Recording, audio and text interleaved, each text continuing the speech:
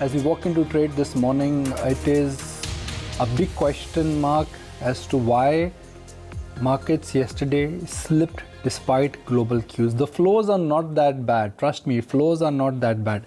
It's just that markets now are, let me explain this. When we started the year, the general view was that you go to buy this market and don't wait for a decline because earnings recovery is around the corner. Then came a complete change in global view, which made this market into a market where you wanted to buy this market on a decline. Then you had problems and uncertainty which came because in and around the election and after what happened to auto sector. The mood changed from buy on decline to sell on rise. And now my sense is the mood is that don't wait for the rise because rise is not going to come, sell and go away. That's the way how markets right now are positioned. Whether we like it or we don't like it, that is the nature of equity market. Greed versus fear. 2017, it was sentiment which was ahead of fundamentals. Right now, fundamentals are ahead of sentiment, but the sentiment and the desire to participate and the desire to trade, I think, is completely missing. I may make it very simplistic, but that's the way it is. Buy on decline is out, sell on rally is out, sell and go away, I think, is the fashionable word. Am I right, Sameer? Well, morning, Nikunj. As you rightly said, I think what has happened is after 3 years of flat Nifty earnings, people thought that in 2019 you will get a 20% plus earnings growth. The long-awaited earnings revival will be, around the corner, and it will be there. हमारा भी समय आएगा जो आया नहीं है. Exactly. I mean, after the first quarter, you suddenly see that 20-25% earnings growth expectation has been slashed to 15-18%. Now, if you're knocking off close to 6-8% in the first quarter itself, and with the incremental clarity also not being very positive, people feel that from here, by the time the year gets done, you might actually be another year of the same tepid, flattish growth or probably a decline.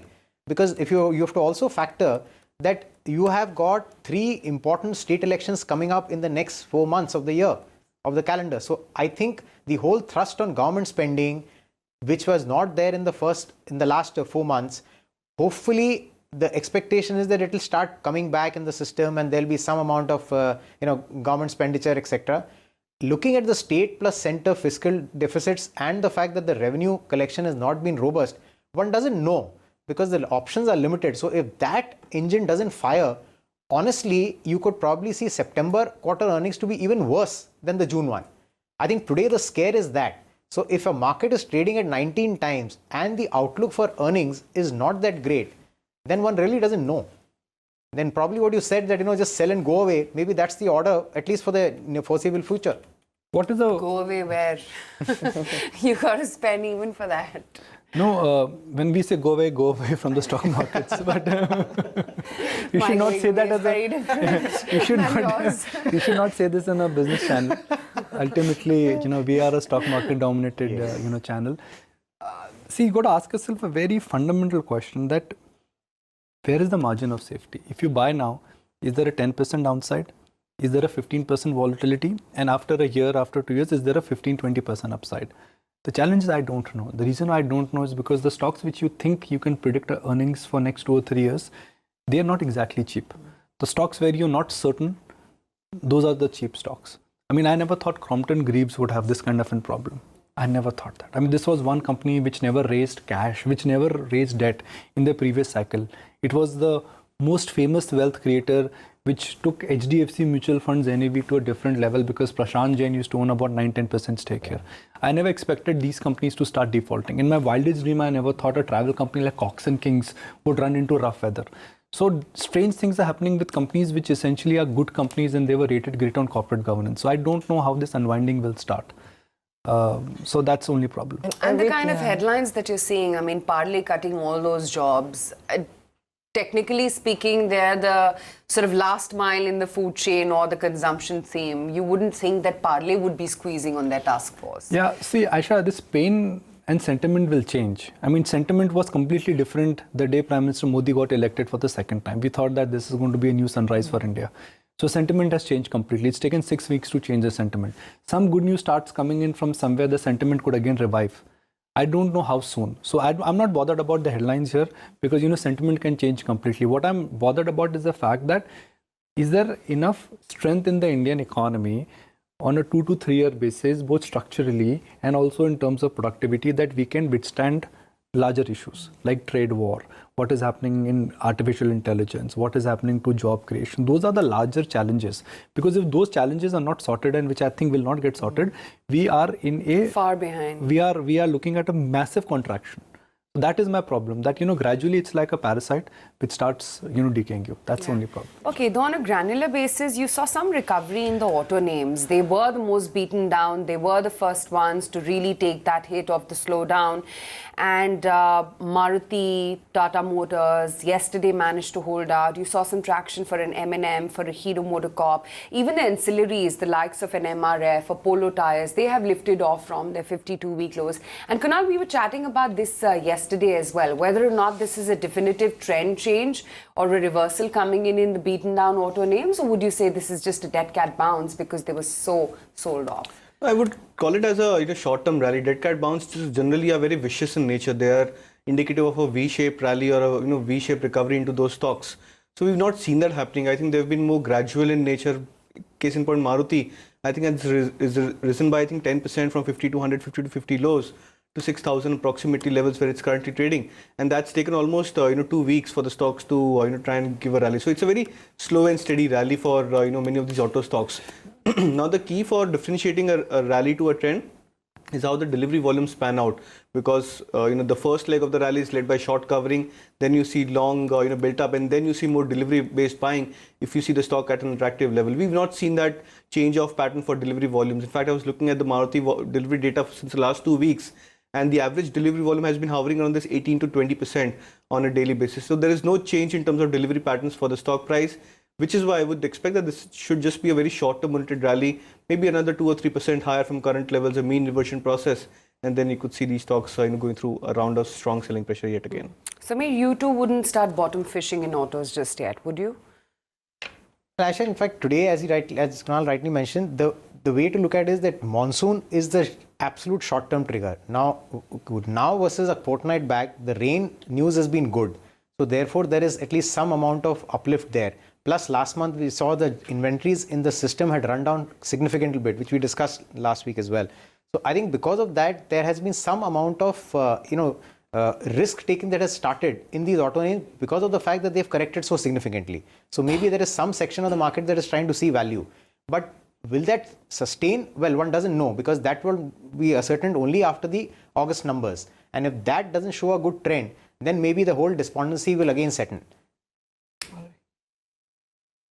CK cannot be part of this because we cannot see him even if he raises his hands, but I'm going to tell CK to talk about something where he would like to raise his hand in case he has a bullish endorsement on the Nestle as a stock. And I will want to let you know that I can cook Maggie also. So I think let's talk about the stock Nestle. I think it's one of the stocks which has been displaying an absolutely brilliant trend on the charts, and you may ascribe it to the MNC factor, you may ascribe it to the non-availability factor, so that builds in a scarcity premium. You may ascribe it to the continued growth in volumes that the company has been exhibiting in sales. You may ascribe it to anything, but the fact of the matter is that the market still is in love with Nestle as a stock and keeps posting it higher every time the market turns better.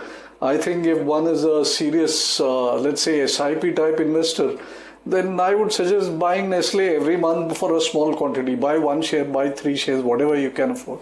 But Nestle should be part of your portfolio. Okay. I just want to go back to that comparison of Nestle versus Britannia. And I'm doing this comparison just to tell you that whereas we may talk about valuations, we may talk about rich premium which some of the consumer staples are demanding, the chart of Britannia and the chart of Nestle, they are just completely two ends of the spectrum, so to speak. They both are in the food business. But the difference is that Nestle is in the premium category. Britannia, well, they're trying to premiumize their offering, but at least in the biscuit category, which is the bakery category, and the dairy category, which is where they've come up with certain products. I think they are still a mid-market or just a upper urban, a non-urban brand, so to speak. But Nestle is completely premium, completely urban focused. 75% of the total revenue for Nestle is largely coming from that so-called urban space. Look at the comparison. Britannia down 20%, Nestle up 12%. Why? Nikunj, actually, there is something to do here with the grammage aspect also. Because Britannia, what it had was, if you look at the history of Britannia, post the management changes, they have gone from a single-digit EBITDA margin to now the mid-teens. After having done that, you saw there was a lot of agri-inflation that they had to bear with. The advertising spends went up. So I think all that starts hitting at a time where there is a general propensity to spend being low. So when your top line is not growing and suddenly the cost starts coming under pressure, so the profits that were built up, that visibility of that reduces markedly. I think that's where people are not having that kind of confidence going forward. On Nestle, on the other hand, after they had the entire Maggi problem, the way they cleaned out the inventory, the way they went on a complete image overall, and the fact that now they have completely ensured that the brand extensions of Maggi are something that appeals across the genres, and it's a every time, everyday snack. So I think that is where the rural plus urban is a good mix for Nestle as far as Maggi is concerned, and that's why some of the other categories ensuring that the growth is delivered. So basically, it's at the end of the day, it is visibility and what people are willing to pay for. Okay, fair point. Let's tell you what's hot off the press and what are the top headlines across Economic Times this morning. And it's Biocon. We've been highlighting as to how this is going to be a stock as well to look out for. It seems that True North and Temasek are eyeing a stake in their biologics arm, which contributes about 34% to the total revenue pie. The unit may be valued at about $4 billion. Although the Biocon management, we had Kiran Mazumdar show on the channel just yesterday, quoting that reports are completely speculative in nature and refusing to comment on the news. And the Tata Group, they've set a 5-point strategy, and Chandra has given an exclusive to Economic Times saying that they're moving along 3 areas: simplify, synergize, scale up. Overall net debt at the group level, he's saying, is comfortable. Tata Sons is looking to infuse capital into group companies, and that there is going to be a calibrated investment in JLR, which is going to continue. Also, there is going to be a specific focus on digital across various group companies. So that's the 5-point agenda set out by N. Chandra at Tata Sons.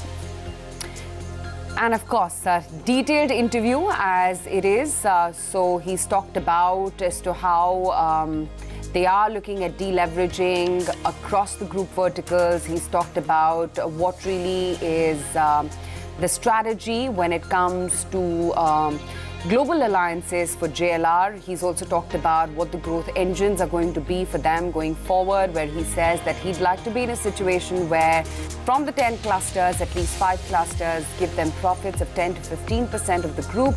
And he says that we're working on it and that's what we want. He's also talking about decoding the slowdown, where he says that we can't say it's a doomsday, but we won't invest kind of call. While we have to tighten the belt so that we don't run out of cash, we can't stop investing. For instance, the automotive sector is a fast-changing business with the EVs coming in and supply chain impacts with Brexit. But he says we have to be steady when the market comes back. We have to withstand pressure. Even when it is too much, we are embarking on a process of simplifying, synergizing and scaling the 3 S's to create an agile platform.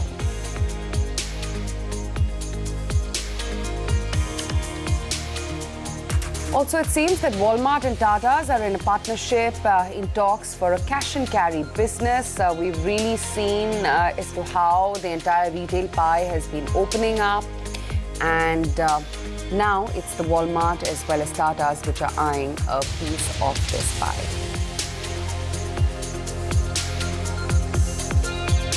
Also, we've been highlighting what Economic Times is reporting on Max Financial. Analjeet Singh may be looking at selling 10% in Max Financial. Remember, this is something that we reported to you earlier as well on ET Now. It seems that promoters are aiming to raise about 1,200 crores from the deal. Hero Motors, or rather the Hero Group, is among the front runners to pick up a stake.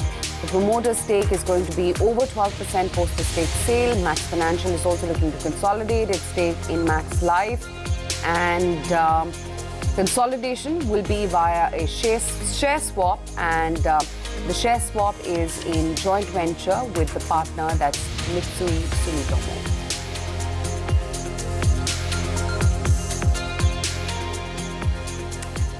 Lots of news that we're tracking for you this morning. Looking at, the markets now and really how we fared yesterday, what we can watch out for today. There seemed to be a move, Sameer, towards some of the pharma names, the IT names. Pharma perhaps is something that we've been hearing about for the last few sessions.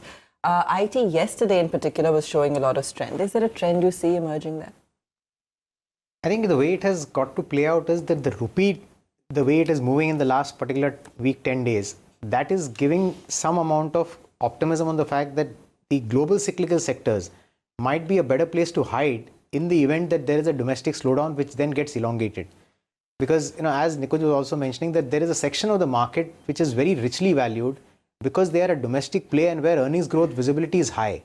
Now, the problem is the moment you start seeing the slowdown fears getting played out in reality, it is these stocks where valuation is high, ownership is high, so chances are the selling pressure is also likely to be there.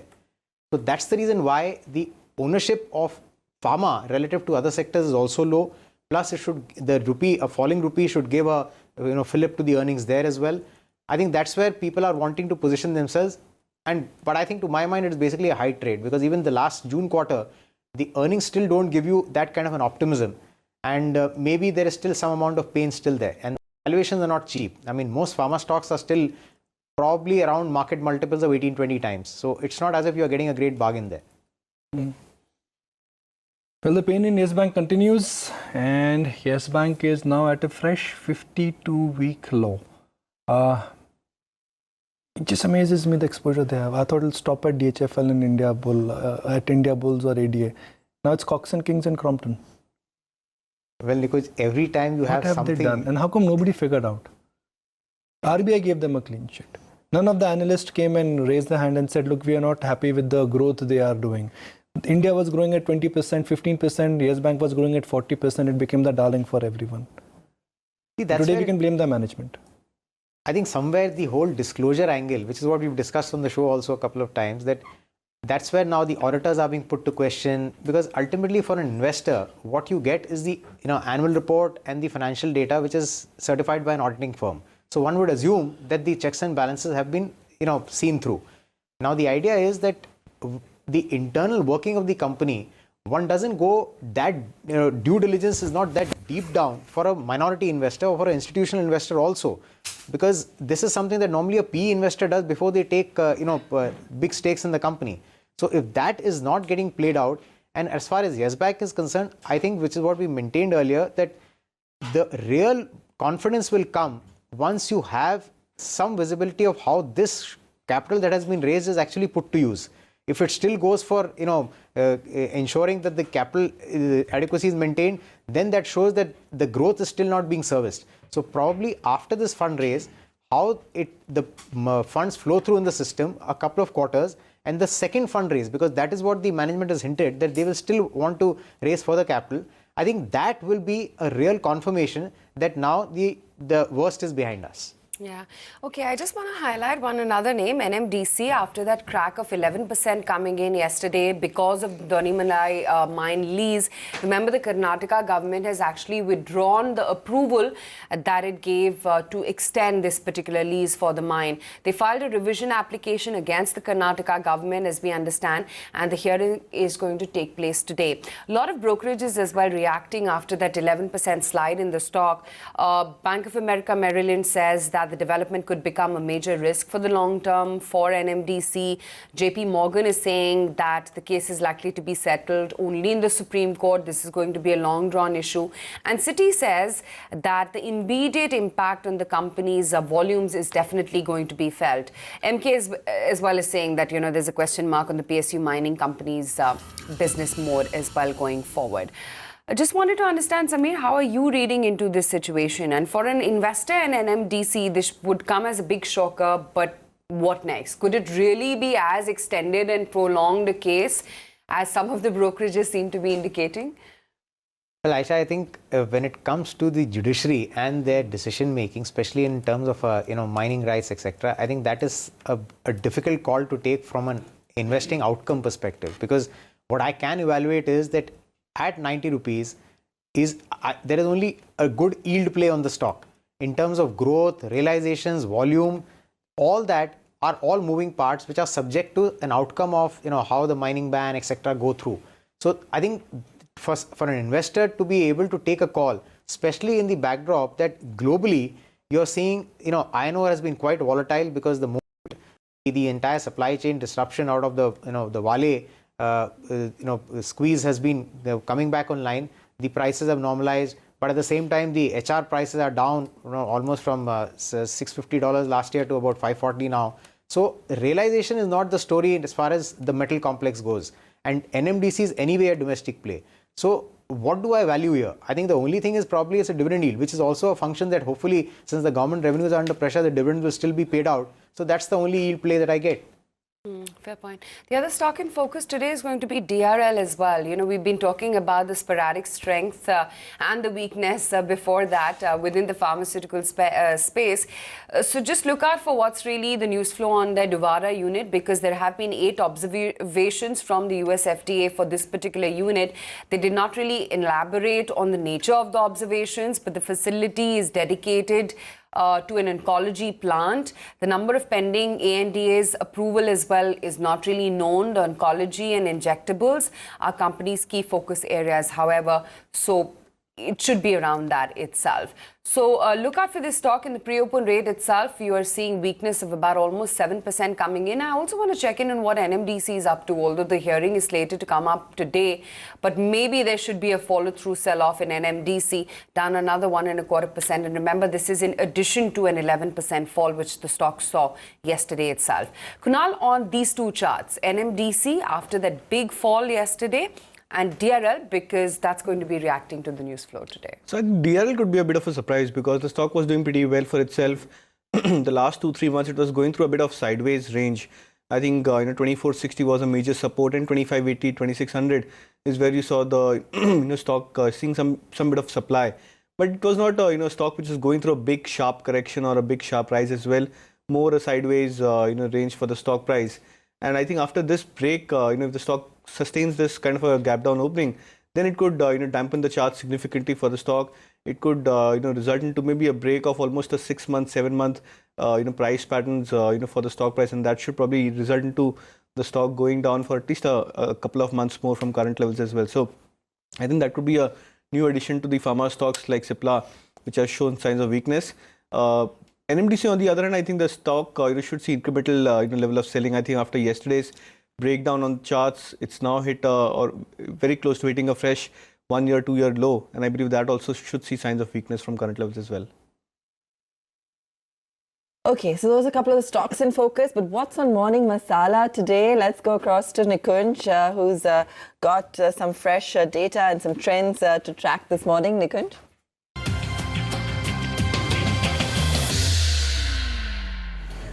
Well, in the short term, market is a sum total of sentiment and opinion.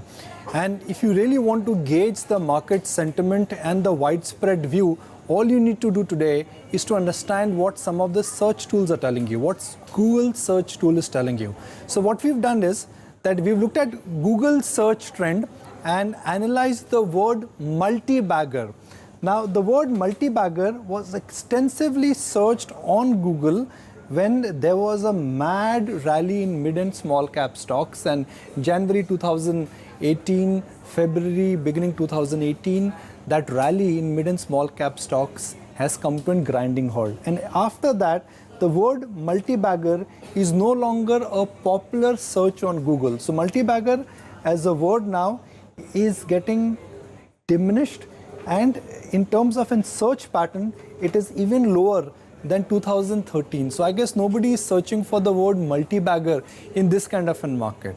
But the word slowdown, I think, has been extensively searched. Look at how post-election everyone is curiously searching directly or indirectly about slowdown. Just look at this spike. And the reason why this spike is alarming is because last time when the economy had this kind of a slowdown was in August 2015 and way before that. And the search trends are clearly indicating that the average retail viewer or investor or average Indian is extremely curious, scared or perturbed about the word slowdown. It's an interesting pattern. And then what we've done is that we've also searched the word Reliance Industries, India's most valuable company, and what are the search patterns telling you? And interestingly, the search patterns, and again, if you look at this myopic data, are telling you that the price action, I guess, is inviting everyone to understand more and more about the fundamentals of Reliance Industries. Reliance Industries was one of the most searched names on Google India search after the AGM, and I guess the spike clearly seems to be capturing that. Now these three charts are a clear indication of how the crowd moves. The crowd loves to chase momentum, which is applicable when we look at the word multi-bagger.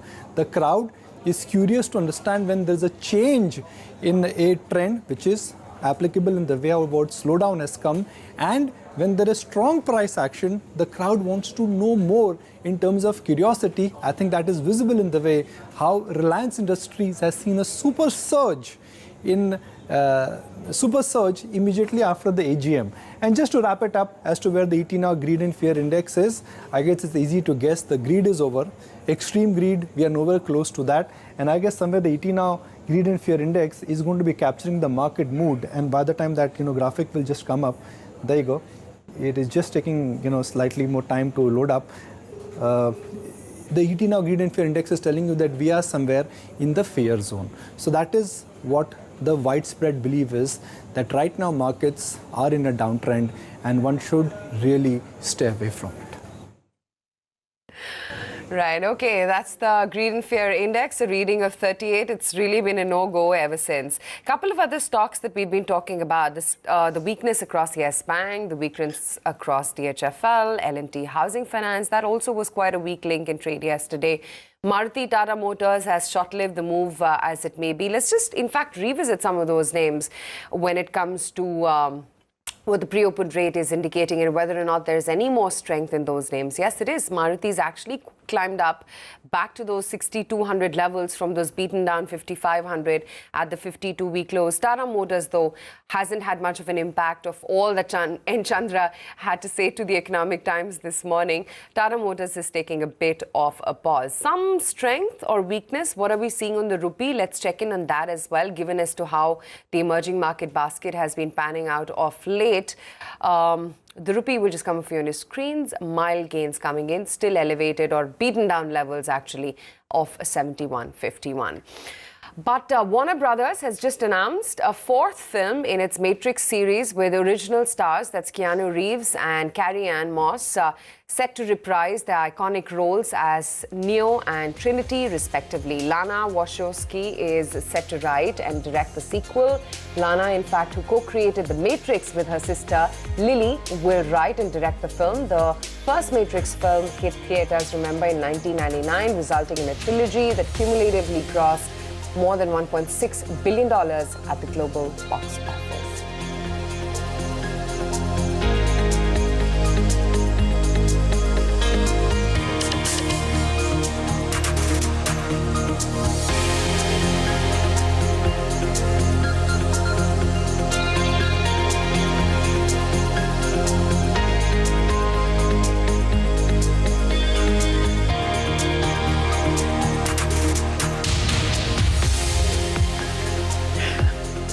Okay, well, at least now we know what movies to look forward to. But let's go back to the markets and what to watch out for today.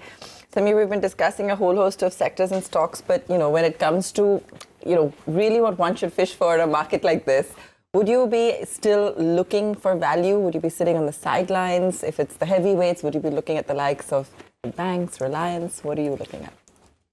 Aisha, the market is actually faced with a conundrum here, because you've got one section which is fairly valued where people expect growth. Now, in case of a domestic slowdown, that growth is under question.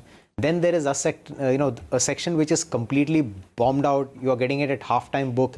But since those are global sectors, people are wondering that is it the right time to get in with the trade war scare?